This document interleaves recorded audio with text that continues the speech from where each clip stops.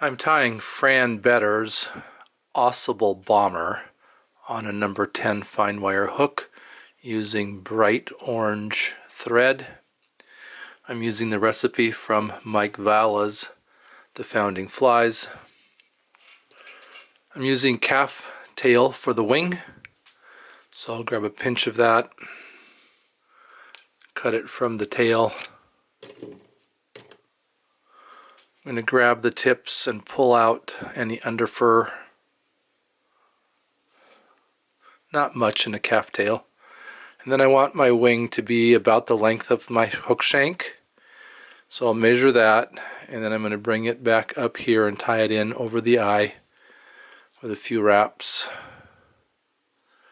Get that tied in tight, and then I'll wrap back, keep it on top of my hook shank. Get it adjusted right so it's going to be in the right place. And then tight wraps back. Keep it in place.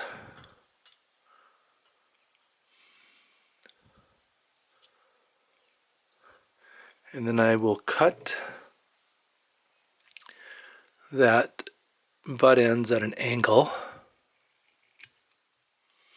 I'm going to tie the tail in next, and I'm using woodchuck or groundhog for the tail.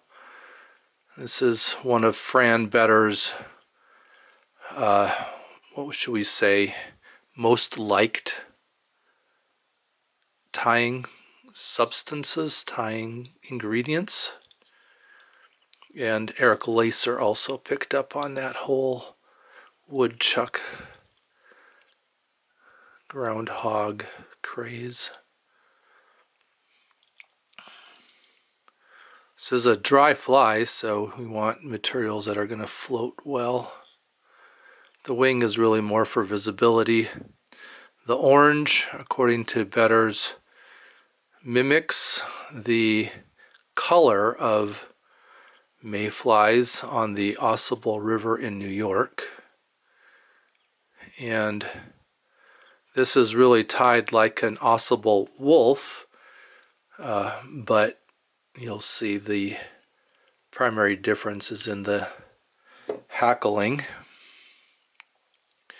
So I'll go ahead and clip that off also, and you'll see we've got a fairly heavy body because of the wing and tail. I'll go ahead and wrap up to the front now, and I'm going to pull the wing up and then wrap underneath of it.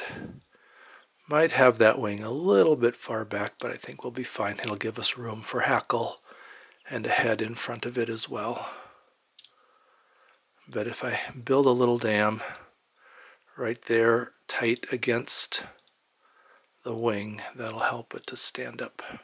And it doesn't have to be straight up because it is a forward-leaning wing. And I'll bring my thread back about the midway point where I'm going to tie in the hackle and get rid of that trapped hair. So the difference with this fly is that the entire body is hackled with both brown and grizzly. So I don't have a straight brown, but this is a furnace that's got a very narrow black stripe in it, so I'll use that for the brown, and then a piece of grizzly. I'm going to wrap them together, but tie them in one at a time. I'll pull down on the barbs and cut those short for a crew cut.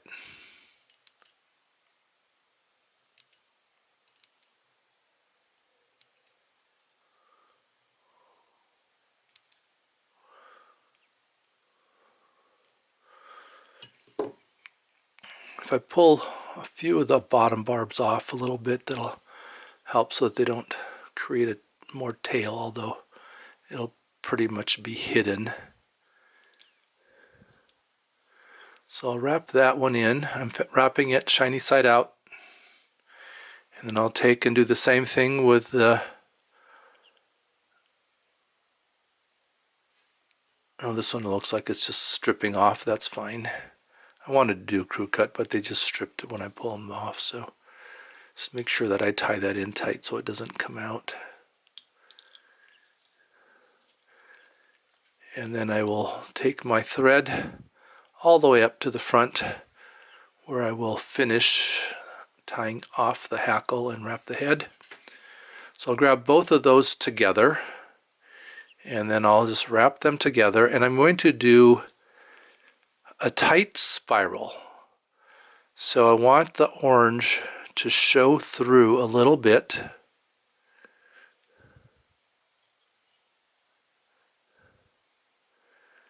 And take those up. That grizzly feather's a little short, so I have to be sure not to let go of it. And then pull up on that wing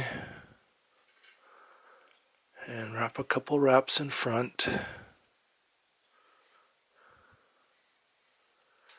And then it's a little tricky to get that thread in there and not catch the wing. I'll wrap a couple wraps over the ends of those hackles. And then I'm going to pull back. Try not to trap too much. Wrap up over the ends of those hackles so I can get rid of them. No, it's not going to snap out. The grizzly snapped out. The brown or furnace has got a heavier stem on it, rachis on it, so I'll clip that out. And then I'm going to just use my pen double or half hitch tool and do a double half hitch.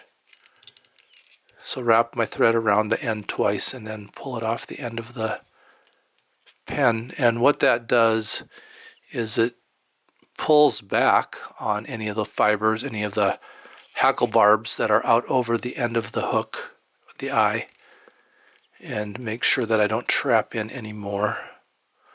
So I'll do 3 of those double half hitches, and that will also then create the head orange, bright orange head on this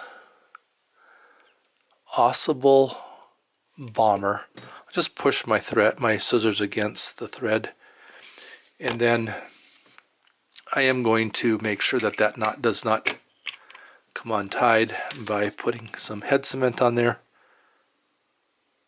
I use a diluted Goop for head cement, and I'll put a recipe for that Goop in the description below.